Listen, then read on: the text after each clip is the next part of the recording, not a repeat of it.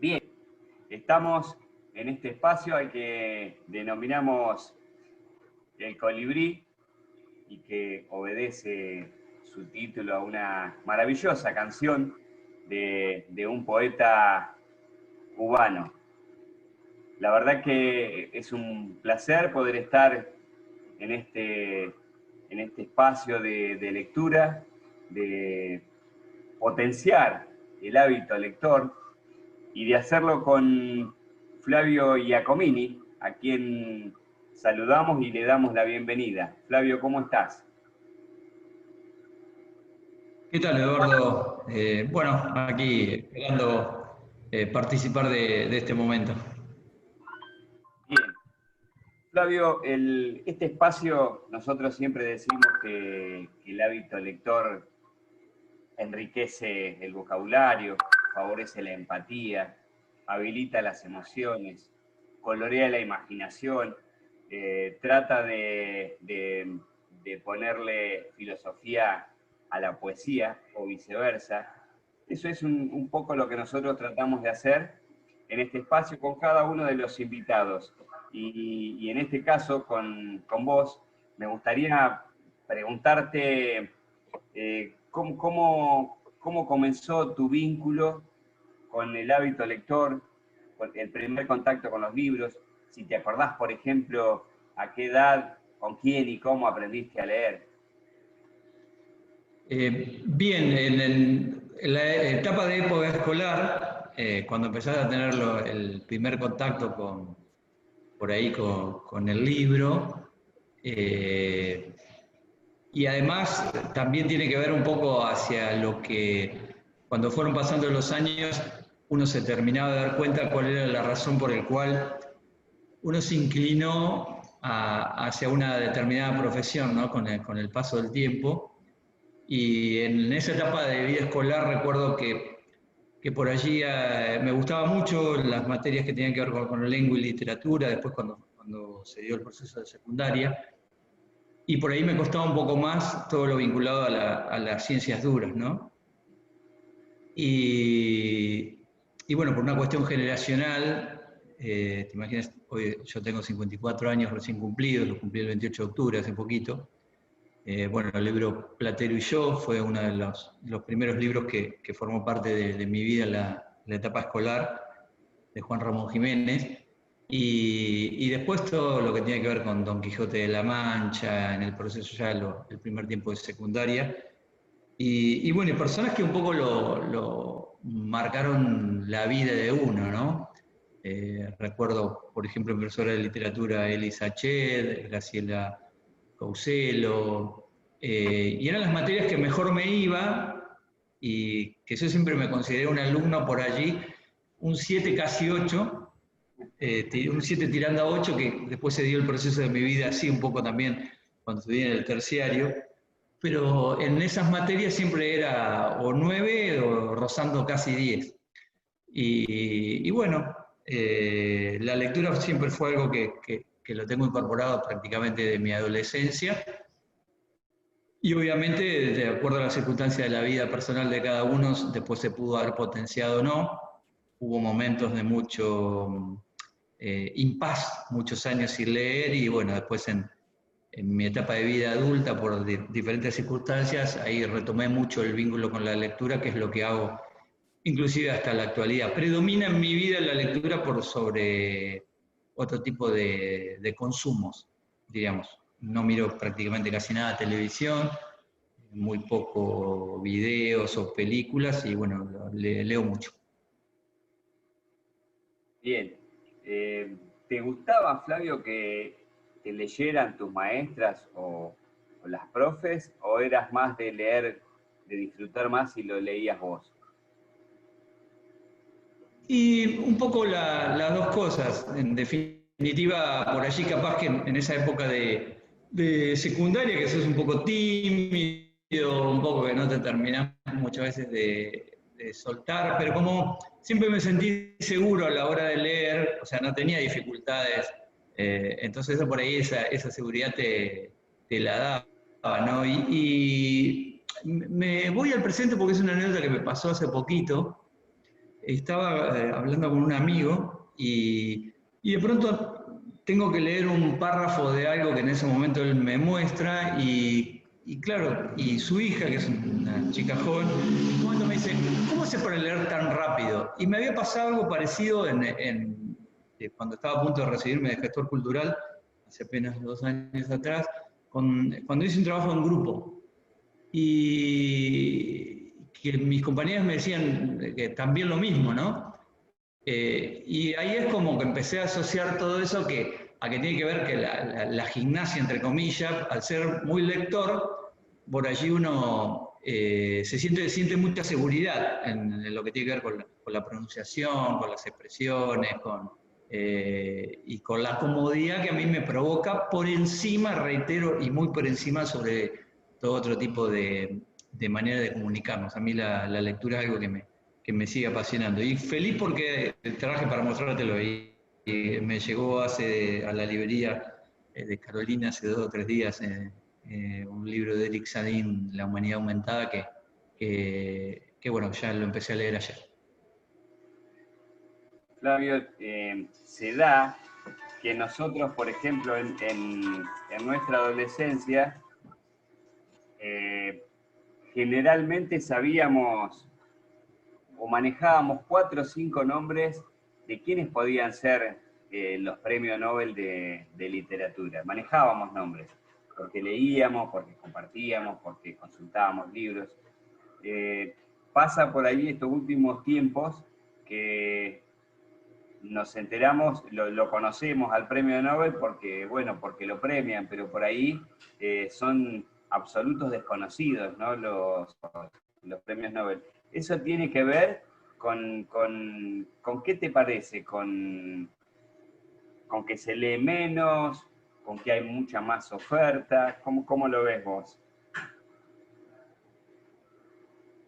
Y bueno, hoy la sociedad está viendo un cambio abrupto y muy significativo con la presencia masiva. Bueno, todo yo creo que se potenció en el año 2011, cuando Mark Zuckerberg, el norteamericano, diseña la plataforma Facebook.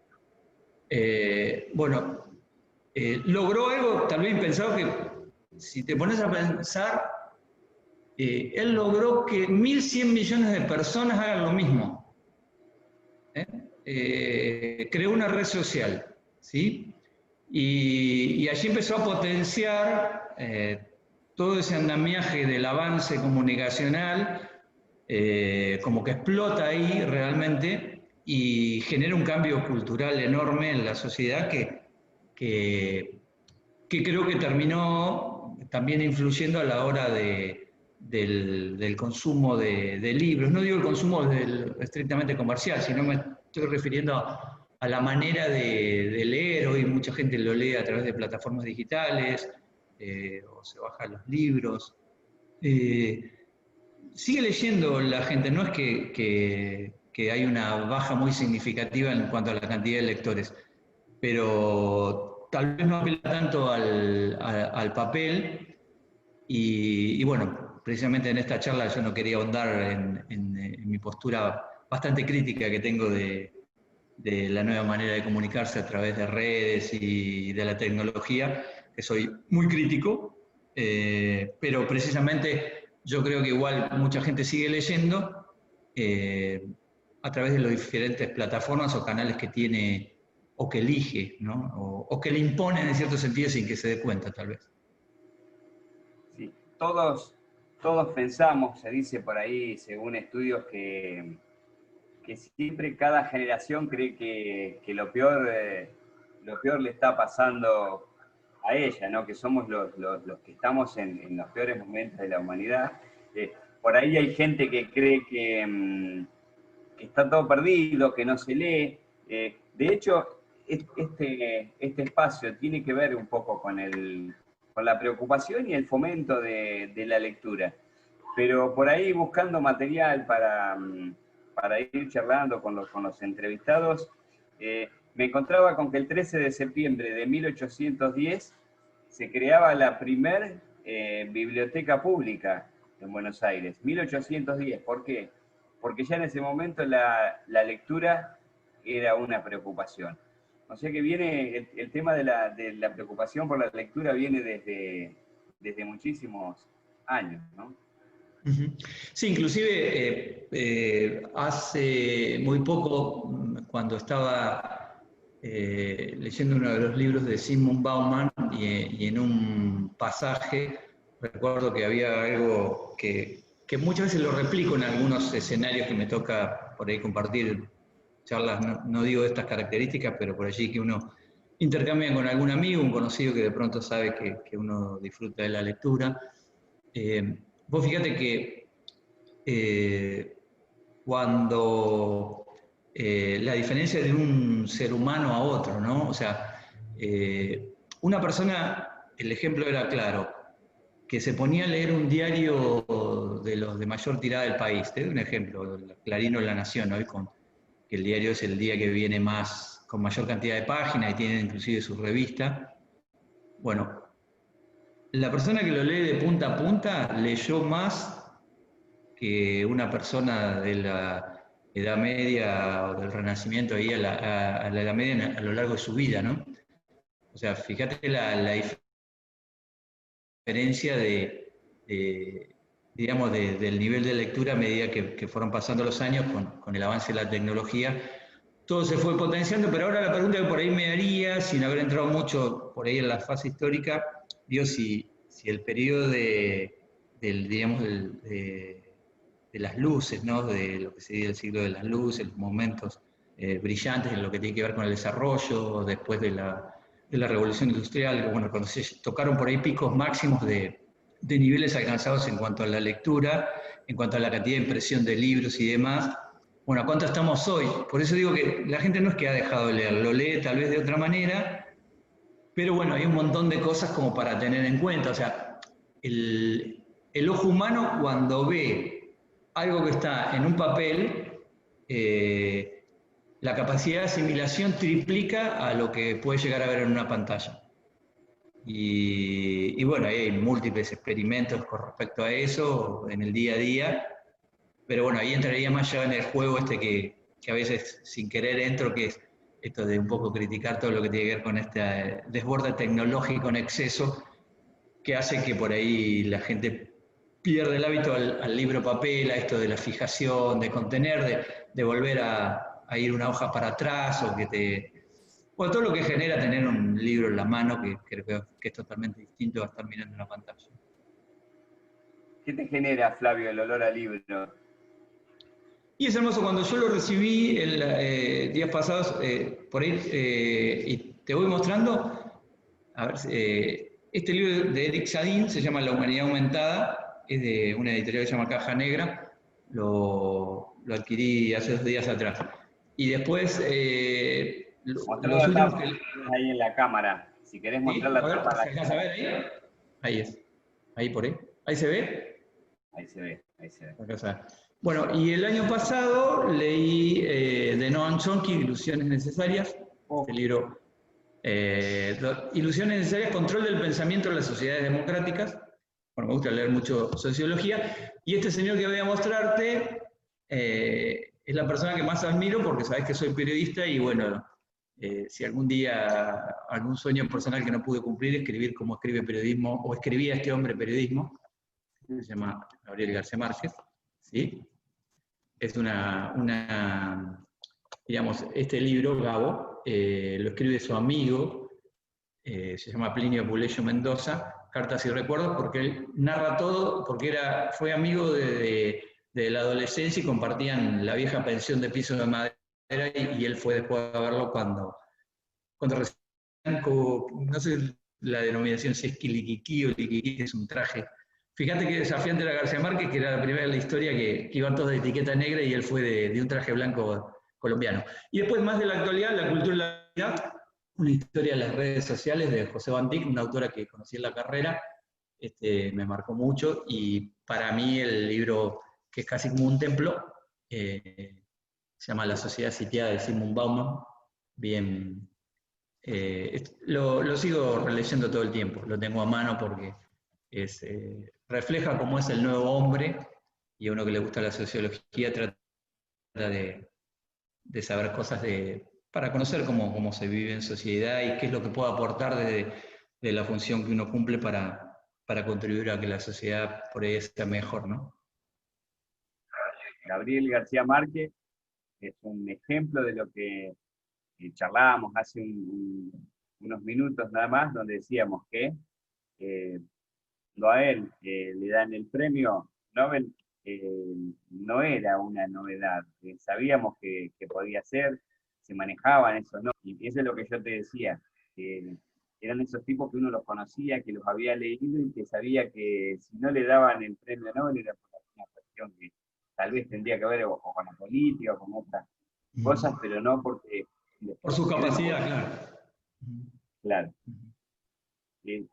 Imagino, Flavio, que tu apego hacia los libros te debe gustar mucho que para tu cumple o para momentos importantes te regalen libros y seguramente te gusta regalar libros. Sí, precisamente recuerdo nos tocó una particularidad. Primero en la licenciatura en comunicación social cuando tenía 27, 28 años y después en esta etapa, reitero, de vida adulta hice 2 carreras consecutivas en el Instituto Superior número 152 que funciona en la Escuela Normal. Ahí me recibí primero de comunicador social y luego de gestor cultural. Y con una de mis compañeras hice los 6 años, diríamos, consecutivos, y recuerdo que sí, para el cumple de Flor le regalé un libro, sí, fue una de las cosas que por ahí siempre uno tiene en mente, sobre todo de acuerdo a las características de cada persona, con quién te tratás y sabes si le puede llegar a ser interesante. Sí, pero bueno, reitero, hay mucha gente, mira, de cada 10 personas, 7 cuando llegan a su casa lo primero que hacen es prenden el televisor. Y yo cada vez que llego a mi casa lo primero que hago, más allá de ponerte unos mates o prepararte la comida y demás, me puedo leer siempre antes de acostarme o cuando me levanto temprano. Por ahí capaz que objetiva la pregunta esta por tu laburo, ¿no? Pero hay quienes dicen que el artefacto más parecido a un libro es la radio. ¿Vos coincidís con eso? Sí, porque ahora particularmente que no tengo una radio para escuchar AM, la estoy sufriendo por ahí bastante. Lo podría hacer a través del celular, pero por ahí escucho más una FM o una radio local un ratito antes de ir a trabajar. Pero sí, particularmente a mí me gusta mucho más que la televisión, me gusta escuchar radio. Sí. Pero mucho más, no un poco más, mucho más. Y hay alguna otra pasión por ahí dando vuelta, ¿no? Como es el fútbol, Flavio.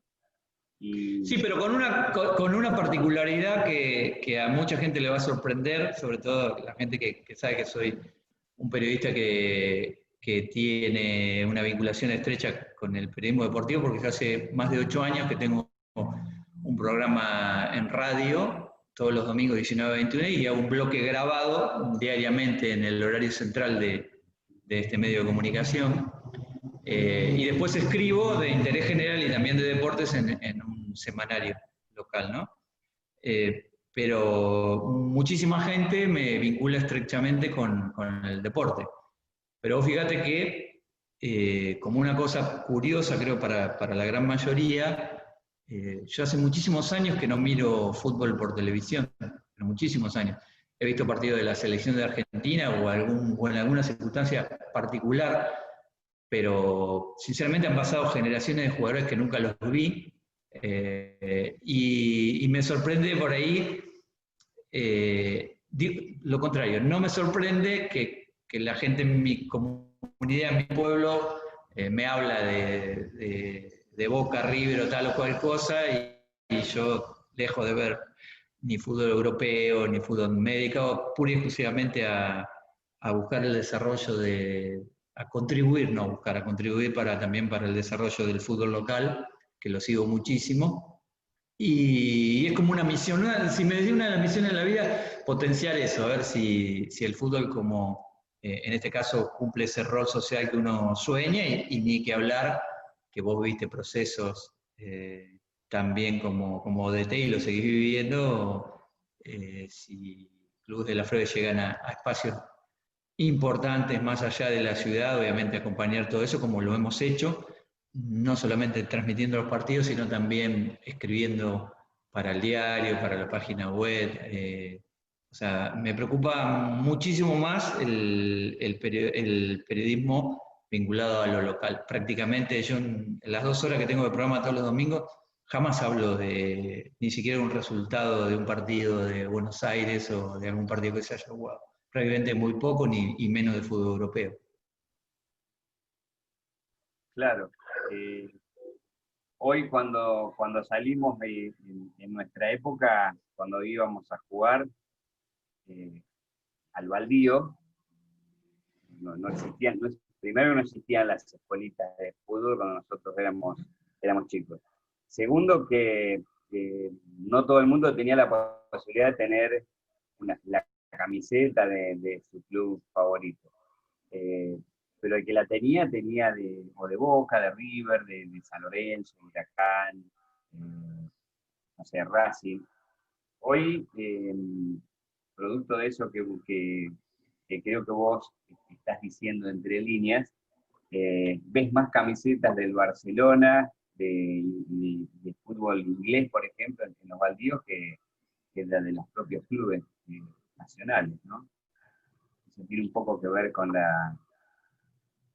el tema de la cultura, la contracultura y todas esas cuestiones que son tan importantes y que te las muestran y uno puede descubrirlas a través de la lectura.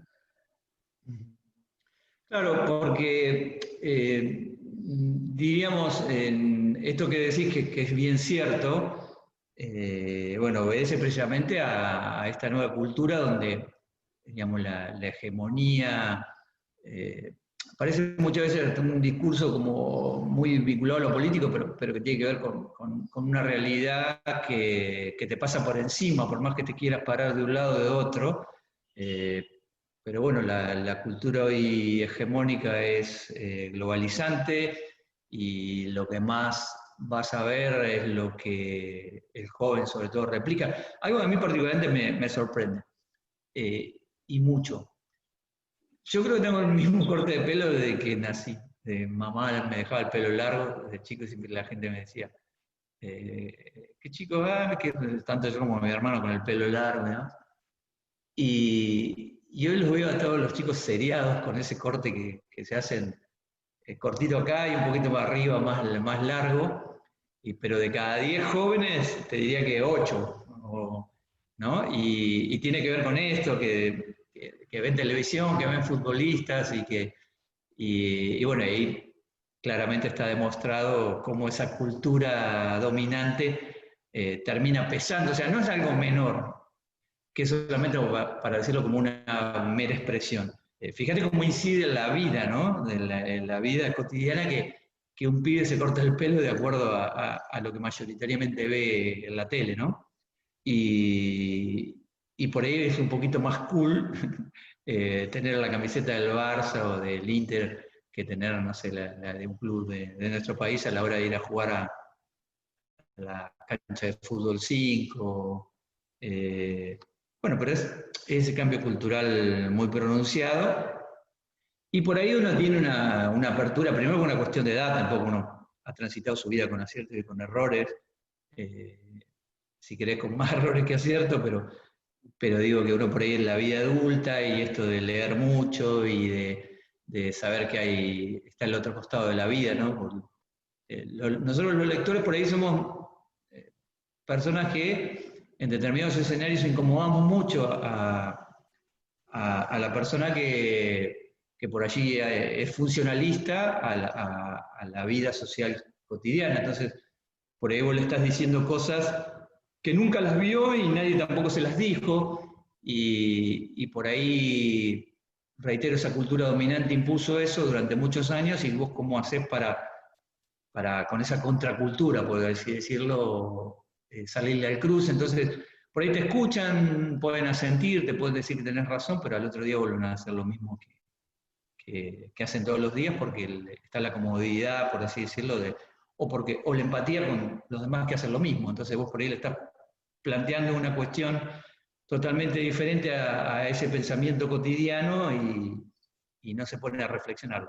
Las personas tenemos la posibilidad de leer, por lo menos, yo recuerdo cuando empecé a estudiar la licenciatura en comunicación social, decía, ahí aprendí y dije, fue una de las mejores cosas que me pasó en la vida, porque fue la primera vez que dije, todos van para allá, y yo no sé si quiero ir. Y no, ese fue el primer disparador de mi vida fuerte. Flavio, te preguntaba si habías tenido posibilidad de ya incursionar en el aula, de hacer prácticas o de estar con adolescentes, por lo menos intercambiando opiniones a través de lo que vos estás estudiando o estudiaste. Sí, Eduardo, en el año 2018, fines del 2018, tuve la posibilidad de dar clases en el Fines 2.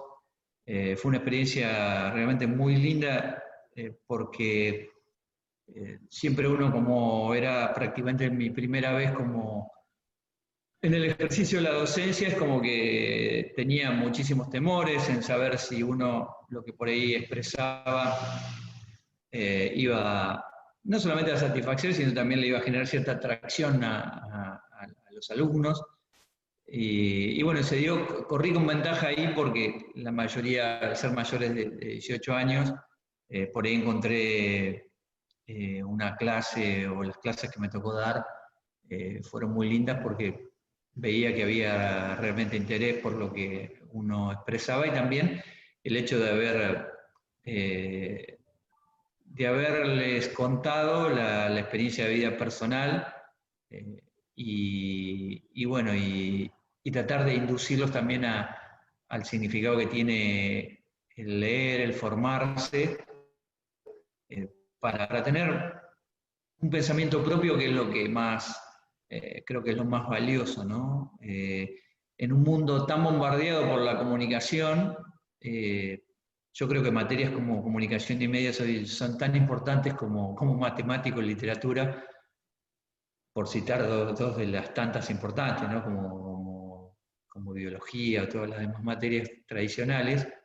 Bien, Flavio, bueno, la verdad que ha sido un placer charlar estos minutos con vos, poder darnos cuenta de de ese apego que tenés vos y todas aquellas personas que pasan por este espacio de El Colibrí. Así que te agradezco mucho que nos hayas acompañado y bueno, eh, gracias.